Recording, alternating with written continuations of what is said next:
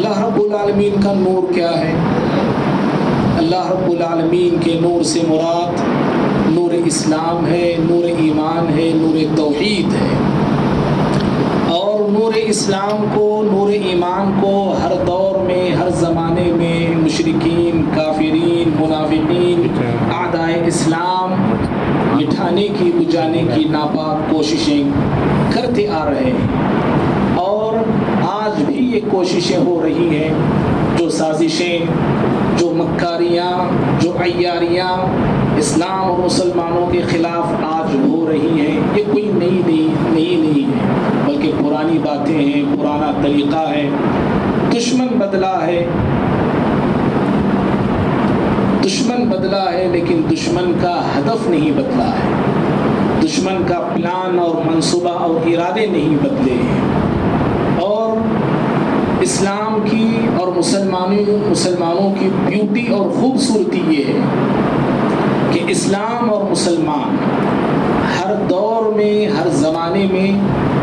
دشمنوں اور سازشوں کے درمیان پلے ہیں اور بڑے ہیں۔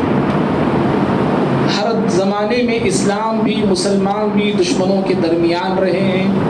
سازشوں کے درمیان پلے ہیں اور پھولے اور پھلے بھی ہیں۔ پیارے نبی صلی اللہ علیہ وسلم ہی کا اگر ہم دور لیتے ہیں، دیکھتے ہیں، تو پیارے نبی صلی اللہ علیہ وسلم اور آپ کے پیارے اصحاب رضوان اللہ تعالی علیہم اجمعین کے خلاف مکے کے مشرک، مکے کے کافر کیا سازشیں نہیں کی، کیا منصوبے نہیں کیے، کیا ان کے ارادے نہیں تھے، کیسی کیسی کوششیں انہوں نے کی پیارے نبی صلی اللہ علیہ وسلم کو روکنے کے لیے، آپ کی دعوت کو روکنے کے لیے، آپ کے مشن کو روکنے کے لیے۔ لیکن اللہ رب العالمین کا یہ پیغام دین، یہ پیغام حق رکا نہیں۔ دشمن اپنے ارادوں میں مکے میں ناکام ہوئے، اور پیارے نبی صلی اللہ علیہ وسلم اور آپ کے اصحاب جب مدینہ ہجرت کر کے تشریف لائے، دشمن کم نہیں ہوئے بلکہ دشمنوں کی تعداد میں اور اضافہ ہو گیا۔ مکے میں دشمن ایک تھا کافر مشرک، لیکن مدینہ آنے کے بعد دشمنوں کی تعداد میں اضافہ ہو گیا۔ یہودی اسلام اور مسلمانوں کے دشمن تھے، مدینے کے اطراف اکناف جو عیسائی آباد تھے وہ دشمن تھے، اور مدینے میں ایک نیا ٹولہ تیار ہو گیا تھا جنہیں منافقین کہا جاتا، وہ دشمن تھے، اور پھر مکہ کے کافر اور مکہ کے مشرک، اور یہ چاروں دشمن بیک وقت کئی مرتبے اسلام کو مٹھانے کی بھرپور انہوں نے کوششیں کی، لیکن ہر میدان میں، ہر موقع پر انہیں شکست ملی۔ بدر میں شکست ملی، احد میں شکست ملی، اور جنگ خندق میں دشمن ایک جٹ ہو کر مدینے پر چڑھائی کرتا ہے، مدینے پہ حملہ کرتا ہے، لیکن یہاں بھی دشمنوں کو ناکامی کی صورت دیکھنی پڑی اور نامراد وہ واپس لوٹ پڑے۔ بھائیو، پیارے نبی صلی اللہ علیہ وسلم کے زمانے میں تو دشمن ناکام رہا، اور ناکامی کے ساتھ ساتھ دشمن ذلیل بھی ہوئے، ہر موقع پر ذلیل ہوئے، ہر موڑ پر ذلیل ہوئے، اور اتنے ذلیل کیے گئے ہم سب جانتے ہیں۔ پیارے نبی صلی اللہ علیہ وسلم کے زمانے میں یہودیوں کو مدینے سے نکالا گیا، جو سالہاں سال مدینے میں آباد تھے مدینے سے بے دخل کر دیے گئے، جا کے خیبر کی طرف وہ آباد ہو گئے۔ جب عمر فاروق رضی اللہ تعالیٰ عنہ کی خلافت کا دور آیا تو یہودیوں کو نہ صرف مدینے کے اطراف اکناف سے بلکہ عرب ہی سے انہیں نکال کے باہر کر دیا گیا۔ ذلیل ہو کے یہودیوں کو عرب سے نکلنا پڑا، مدینے کو چھوڑنا پڑا، خیبر کو چھوڑنا پڑا۔ اور پیارے نبی صلی اللہ علیہ وسلم کی دنیا سے چلے جانے کے بعد خلافت صدیقی میں ابو بکر صدیق رضی اللہ تعالیٰ عنہ کے دور خلافت میں فتنوں کا سیلاب امنڈ پڑتا ہے، چاروں طرف سے فتنے ہی فتنے جنم لینے لگتے ہیں۔ حضرت ابو بکر صدیق رضی اللہ تعالیٰ عنہ اپنی قوت ایمانی کے ساتھ ان فتنوں کا مقابلہ کرتے ہیں اور ان فتنوں کو ختم کر کے رکھ دیتے ہیں۔ خلافت صدیقی کے بعد خلافت فاروقی آتی ہے، یعنی عمر فاروق رضی اللہ تعالیٰ عنہ کے دور خلافت میں کوئی فتنہ کھڑا نہ ہو سکا، اٹھ نہ سکا، پیدا ہو نہ سکا، اس لیے کہ حضرت عمر بن خطاب رضی اللہ تعالیٰ عنہ کی شخصیت وہ شخصیت ہے کہ فتنوں کے اور امت کے درمیان آپ دروازے کی حیثیت رکھتے تھے۔ پیارے نبی صلی اللہ علیہ وسلم نے آپ کو دروازہ کہا، اور آپ صلی اللہ علیہ وسلم نے کہا تھا جب یہ دروازہ توڑا جائے گا فتنے پھر اس امت کو اپنے لپیٹ میں لے لیں گے اور یہ امت پھر فتنوں کا شکار ہو جائے گی۔ ایسے ہی ہوا۔ حضرت عمر فاروق رضی اللہ تعالیٰ عنہ لگ بھگ 10 سال چند مہینے آپ خلافت کرتے ہیں، اور آپ کو ایک سازش کے تحت ایک یہ ایرانی، ایک مجوسی ابو لولو فیروز نامی شخص حالت نماز میں آپ پر جان لیوا حملہ کرتا ہے، اور اس طرح حضرت عمر بن خطاب رضی اللہ تعالیٰ عنہ اللہ کی راہ میں جام شہادت نوش فرماتے ہیں۔ حضرت عمر بن خطاب رضی اللہ عنہ کی خلافت کے بعد عثمانی دور شروع ہوتا ہے، خلافت عثمانی آتی ہے، حضرت عثمان رضی اللہ عنہ کا دور شروع ہوتا ہے۔ حضرت عثمان رضی اللہ عنہ کے دور خلافت کے چند سال، لگ بھگ 6 یا 8 سال بڑے شاندار تھے، بڑے جاندار تھے، فتوحات کا سلسلہ بہت دور دور تک پہنچ چکا تھا، لیکن دشمن اب جان چکا تھا، پہچان چکا تھا، اسے مار پہ مار لگنے کے بعد سمجھ آ چکا تھا کہ اب ہم مسلمانوں سے میدان میں مقابلہ نہیں کر سکتے ہیں، مسلمانوں سے جنگ میں جیت پانا یہ مشکل ہے، ناممکن ہے، اس لیے کہ مسلمانوں کا ایمان، مسلمانوں کا یقین، مسلمانوں کا بھروسہ تلواروں پہ نہیں ہے، وہ اپنے بازوؤں کی قوت پہ نہیں ہے، تیر اور نیزوں پر نہیں ہے، بلکہ ان لوگوں کا یقین، ان لوگوں کا ایمان اللہ رب العالمین کی ذات پہ ہے، اور جس کا ایمان اللہ رب العالمین کی ذات پہ ہو ایسے قوم سے ٹکرانا مشکل ہوتا ہے، ایسے قوم سے جیت پانا ناممکن ہوتا ہے۔ دشمن یہ سمجھ چکا تھا، یہ جان چکا تھا، اس لیے دشمن حضرت عثمان رضی اللہ عنہ کی دور خلافت میں ایک نئے انداز میں، ایک نئے روپ میں، ایک نئے ڈھنگ میں داخل ہوتا ہے، مسلمانوں کو شکست دینے کے لیے، مسلمانوں کو کمزور کرنے کے لیے، اور مسلمانوں کا جو اتحاد تھا، جو دنیا میں پھیلے ہوئے سارے مسلم ایک پرچم تلے زندگی جی رہے تھے۔ حضرت پیارے نبی کے دنیا سے جانے کے بعد ابو بکر صدیق رضی اللہ تعالیٰ عنہ کی خلافت آئی، سارے مسلم مکہ کے، مدینہ کے، عراق کے، کوفہ کے، بصرہ کے اور مختلف مقامات پہ ملک شام میں سارے کے سارے مسلم ایک خلیفے کے نیچے زندگی جی رہے تھے۔ حضرت عمر بن خطاب رضی اللہ عنہ کے دور خلافت 10 سال رہا، آپ کی خلافت میں ایران فتح ہوتا ہے، روم فتح ہوتا ہے، بڑے بڑے ممالک کو مسلمان زیر کر کے رکھ دیتے ہیں اور وہاں اسلامی پرچم کو لہرا کے رکھ دیتے ہیں، تو دور دور تک اسلامی سلطنت پھیل چکی تھی اور دور دور تک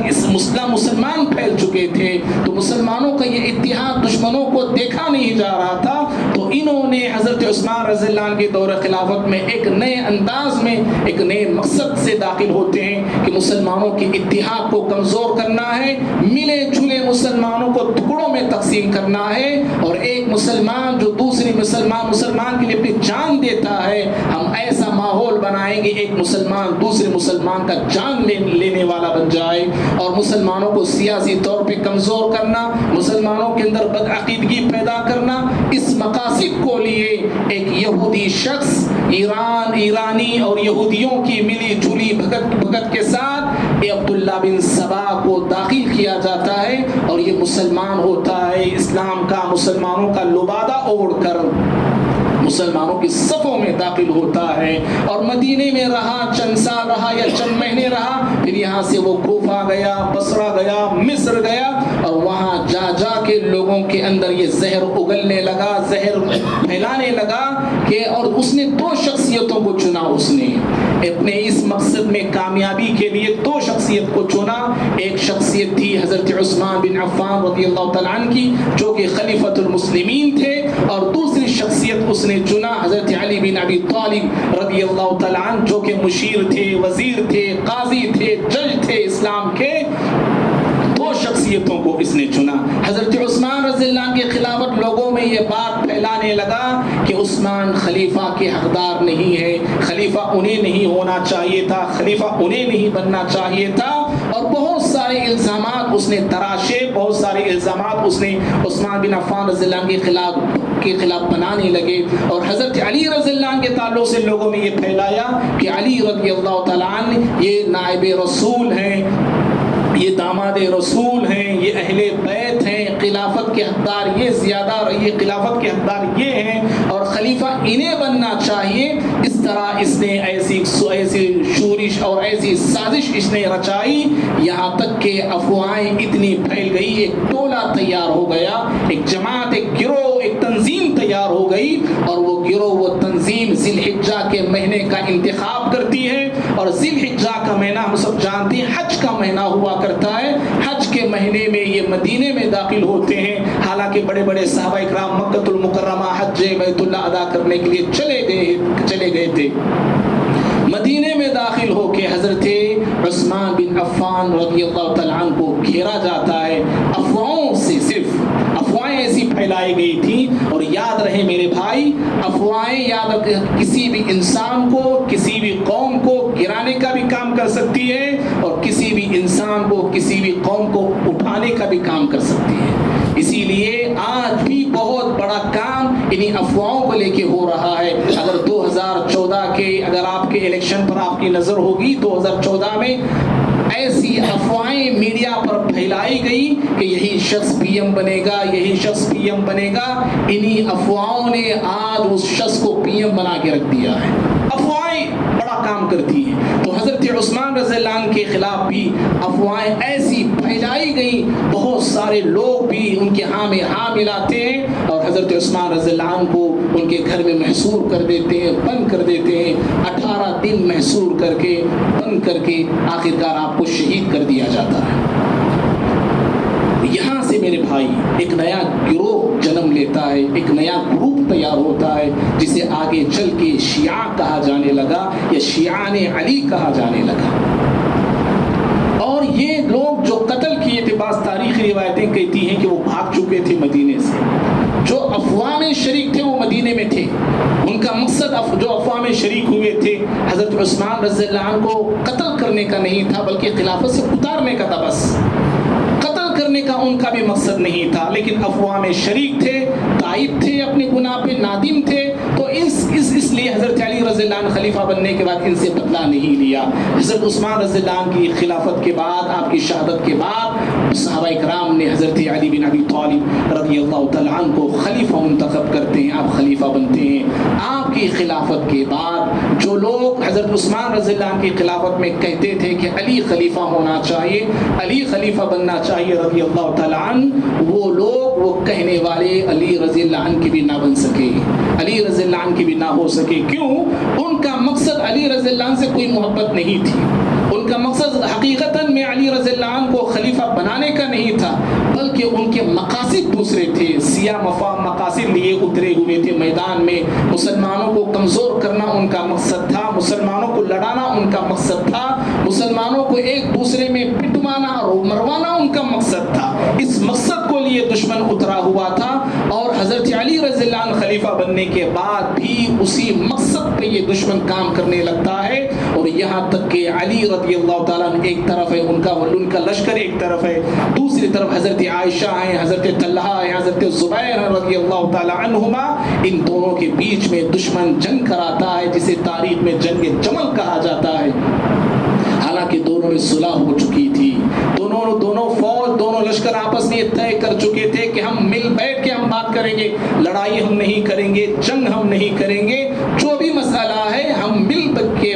حل کر لیں گے، صلح ہم کر لیں گے۔ تو اس طرح بات چیت ہو گئی تھی۔ جب دشمنوں نے دیکھا کہ دو مسلمان لڑنے کے لیے میدان میں آئے تھے، یہ آپس میں ملنے والے ہیں، یہ آپس میں صلح کرنے والے ہیں، تو اچانک حضرت علی رضی اللہ عنہ کے دشمن میں، فوج میں جو شیعہ موجود تھے، جو یہودی قسم کی، یہودی ذہنیت کے لوگ تھے، وہ حضرت عائشہ رضی اللہ تعالیٰ عنہ کے فوج پر تیر اندازی اور تیر برسانا شروع کر دیتے ہیں، اور اس طرح صلح جنگ میں بدل جاتی ہے، دوستی دیکھتے دیکھتے دشمنی میں بدل جاتی ہے، اور دیکھتے ہی دیکھتے 10,000 مسلمان اس جنگ میں شہید ہوتے ہیں۔ بھائیو، پیارے نبی صلی اللہ علیہ وسلم کی زندگی میں جتنے جنگیں ہوئی ہیں، اگر آپ ان تمام جنگوں کا جائزہ لے کے غور غور کریں گے تو پیارے نبی صلی اللہ علیہ وسلم کے زمانے میں ہونے والی تمام جنگوں میں مسلمان کتنے شہید ہوئے جانتے ہیں؟ لگ بھگ 1000 مسلمان کے قریب شہید ہوئے بس۔ اس ایک جنگ میں دشمن نے ایسے آگ لگانے کا اور ایسے چنگاری کو بھڑکانے کا کام کیا،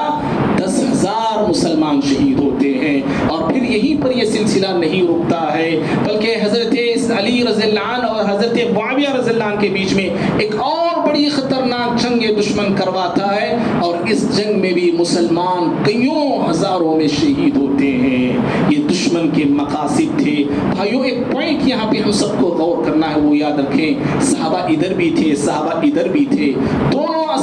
طرف اصحاب رسول تھے صلی اللہ علیہ وسلم۔ جب دشمن کے نرغے میں، دشمن کی باتوں میں یہ عظیم عظیم ہستیاں آ سکتی ہیں تو میں اور آپ کیا ہے مقام رکھتے ہیں؟ ان عظیم ہستیوں کے درمیان دشمن آگ لگانے کا کام کر سکتا ہے، ان عظیم ہستیوں کو دشمن آپس میں لڑوا سکتا ہے، ان عظیم ہستیوں کو دشمن آپس میں مروا سکتا ہے، کٹوا سکتا ہے، پٹوا سکتا ہے، ایک دوسرے کا دشمن بنا سکتا ہے۔ میں آپ ان کے لیے کیا چیز ہے سمجھیے۔ آج تو بڑے زوروں پہ ان کے کام ہو رہے ہیں، اور بڑی آسانی کے ساتھ مسلمان بھی ان کے جالوں کو سمجھے بغیر، ان کے چالوں کو سمجھے بغیر، ان کے ارادوں منصوبوں کو سمجھے بغیر دشمنوں کی چالوں کو کامیاب بناتا جا رہا ہے۔ اور آج مسلمان غیر اس کا دشمن بعد میں اپنا ہی مسلمان اس کا پہلے دشمن ہوتا ہے، غیر اس کا بعد میں دشمن پہلے ہماری فلاں جماعت کے ہیں نا تو وہ ہمارے دشمن ہیں، یہ فلاں جماعت کے یہ ہمارے دشمن ہیں، اور باقاعدہ مسجدوں سے، مسجد ممبر و محرام سے ایک مسلمان دوسرے مسلمان کو کافر ٹھہراتا ہے، ایک مسلمان دوسرے مسلمان کو مشرک ٹھہراتا ہے، اور ایک مسلمان یہ اعلان کرتا ہے کہ ہمارے مسجد میں ہمارے ہی لوگ نماز پڑھیں گے، ہماری مسجدوں میں دوسرے لوگوں کو، دوسری جماعت کے لوگوں کو آنے کا کوئی حق نہیں ہے۔ اور یہ یہاں تک باتیں ہوتی ہیں، سلام ان کو نہیں کرنا ہے، مصافحہ انہیں نہیں کرنا ہے، یہ مسلمان ہیں۔ میرے بھائی، یہ ساری چیزیں سمجھنے کی ہیں۔ یہ عظیم ہستیوں کو، صحابہ کرام کو دشمن لڑا سکتا ہے تو ہمیں لڑوانا اس کے لیے کوئی مشکل کام نہیں، ہمیں راستوں پہ، روڈوں پہ لانا کوئی مشکل کام نہیں، بلکہ ان کی چٹکی کا کام ہے۔ یہ چٹکی بجاتے ہیں تو ہم سارے آپس میں ایک دوسرے کے دشمن بن سکتے ہیں۔ میرے بھائی، تو حضرت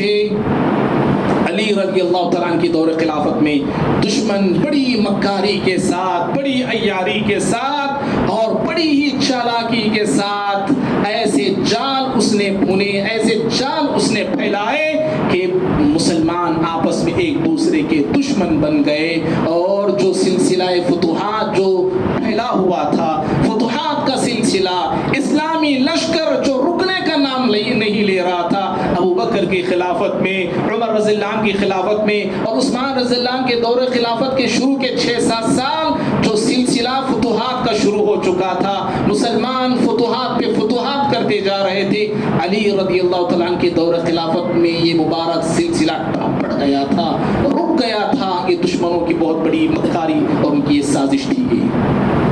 بھائیو، یہ دشمن حضرت عمر رضی اللہ عنہ کو شہید کر ڈالا، اس کی پیاس نہیں بجھی، عثمان رضی اللہ عنہ کو شہید کر ڈالا، اس کی پیاس نہیں بجھی، یہاں تک کہ کئی ہزار مسلمانوں کو کٹوا دیا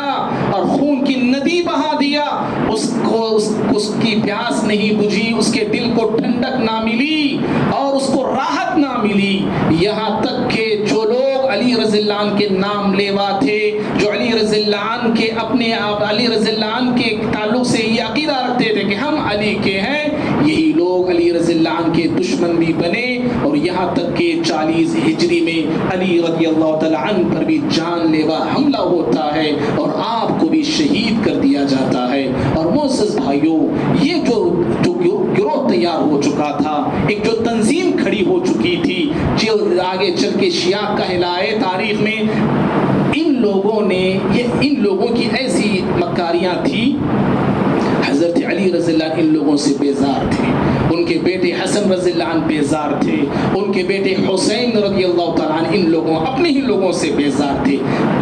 یہ شیعہ کی کتابوں کی یہ باتیں میں جو بھی میں آپ کے سامنے رکھنے جا رہا ہوں. حضرت علی رضی اللہ تعالیٰ عنہ کہا کرتے تھے کہ اگر میں اپنے ہی لوگوں کا شیعوں کا اگر میں امتحان لوں, اپنے لوگوں کا میں امتحان لوں, ٹیسٹ لوں, تو میں اب میرے لوگوں میں اکثر لوگوں کو مرتد پاؤں گا. میں اکثر لوگوں کو میں مرتد پاؤں گا, میرا حکم نہیں مانیں گے, میری خلاف ورزی یہی لوگ کریں گے جو ابھی ابھی میرے نام کا دم بھر رہے ہیں. جب میرا کوئی حکم ہوگا آئے گا ان کے سامنے, یہی لوگ میری سب سے پہلی خلاف ورزیاں کرنے والے ہوں گے. اور حضرت حسن رضی اللہ تعالیٰ عنہ کہا کرتے تھے اپنے ہی لوگوں کے تعلق سے, انہوں نے کہا کہ میرے ہی لوگ, اپنے لوگ مجھے قتل کرنے کی کوشش کی, مجھے قتل کرنے کی کوشش کی. وَأَخَذُوا مَالِي, اور انہوں نے میرے مال کو چھین لیا. اور حضرت حسین رضی اللہ تعالیٰ نے بہت بڑی بات کی اپنے لوگوں کے تعلق سے, میں بتا رہا ہوں یہ اپنے ہی لوگوں کے تعلق سے وہ کہا کرتے, شیعوں کے تعلق سے انہوں نے کہا کہ میرے لوگ, اپنے لوگ اس امت کے طاغوت ہیں. لِتَوَاغِيتِ هَذِهِ الْأُمَّةِ, اس امت کے طاغوت ہیں یہ. اور حسین بن علی رضی اللہ تعالیٰ عنہ کے بیٹے زین العابدین جن کا لقب تھا, ان کا اصلی نام بھی علی تھا, وہ جب کوفہ گئے, کوفہ والوں سے مخاطب ہو کر, کوفہ والوں سے زین العابدین حسین رضی اللہ عنہ کے بیٹے کہنے لگے, اے کوفیو, اے کوفیو, تم نے میرے باپ کو یعنی حسین رضی اللہ عنہ کو خطوط لکھ کے بلوایا. 12,000 خطوط انہوں نے لکھا تھا, تاریخ کہتی ہے 12,000 خط لکھا انہوں نے. اور حضرت حسین رضی اللہ عنہ کو کوفہ آنے کی دعوت دی, بار بار دعوت دی. تو زین العابدین کہنے لگے کہ میرے باپ کو تم نے خط لکھے بلایا, خطوط لکھے بلایا, اور ان کے ساتھ غداری تم نے کی, دھوکہ انہیں دیا, ان کے خلاف تم نے جنگ کیا. بتاؤ تم پیارے نبی صلی اللہ علیہ وسلم کو کس نگاہ سے کل قیامت کے روز دیکھو گے. اور جب وہ لوگ ان کی بات سن کے کوفہ والے رونے لگے, آنسو بہانے لگے مگرمچھ کے, تو حضرت زین العابدین رحمہ اللہ پھر ان سے کہنے لگے فمن قتلنا غیرهم, آج رو رہے ہو, آنسو بہا رہے ہو, ارے تمہارے علاوہ میرے باپ کو قتل کس نے کیا؟ تم ہی تو ہو. قتل بھی تم کرتے ہو, دھوکہ بھی تم دیتے ہو, غداری بھی تم کرتے ہو, بے وفائی کا برتاؤ تم کرتے ہو, اور آنسو بھی تم بہاتے ہو, روتے بھی تم ہو. تو اس طرح اپنے ہی لوگوں سے حضرت علی, حسن, حسین رضی اللہ تعالی عنہم اجمعین بیزار تھے, پریشان تھے. بھائیو, یہ فرقہ, یہ شیعہ فرقہ آگے چل کے ایک بہت بڑا فرقہ یہ بنتا ہے. اس کے عقائد, اس کے افکار, اس کے نظریات, اس کے تصورات, اس کے خیالات اہل سنت سے بالکل جداگانہ, بالکل مختلف, بالکل الگ ہیں. اہل سنت کے عقائد الگ ہیں, شیعوں کے عقائد الگ ہیں. اہل سنت کا تصور الگ ہے, اصحاب رسول کا, سلف کا, تابعین کا, ان لوگوں کے تصورات اسلام کے تعلق سے الگ ہیں. تو ان کے تصورات, ان کے خیالات اسلام کے تعلق سے بالکل الگ ہیں. انشاءاللہ ہم آگے کل کے آئندہ آنے والے جمعہ میں ہم ان کے کیا عقائد ہیں, کیا عقائد انہوں نے گھڑا ہے اسلام کے خلاف, حدیثیں انہوں نے من گھڑت حدیثیں گھڑنے والا ہے بڑا فرقہ تھا یہ, اس کے تعلق سے اور بھی چند باتیں آئندہ جمعہ انشاءاللہ اللہ کی توفیق سے بیان کریں گے. اللہ سے ہم دعا کرتے ہیں اللہ رب العالمین مجھے, آپ کو, ہم تمام کو, جتنے فرقے ضالہ ہیں, گمراہ فرقے ہیں روئے زمین پر, ان تمام گمراہ فرقوں سے اللہ ہماری حفاظت فرمائے. اللہ رب العالمین مجھ کو, آپ کو, ہم تمام کو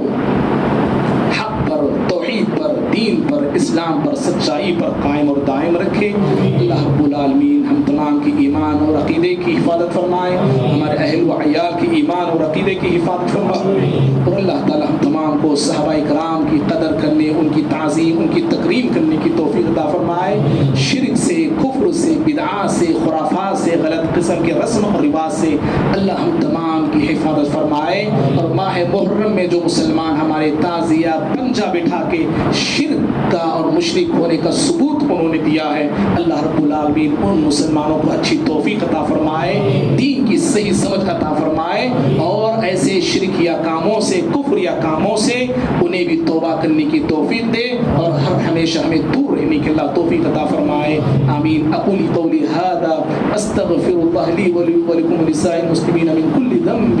فاستغفروه انه هو الغفور الرحیم۔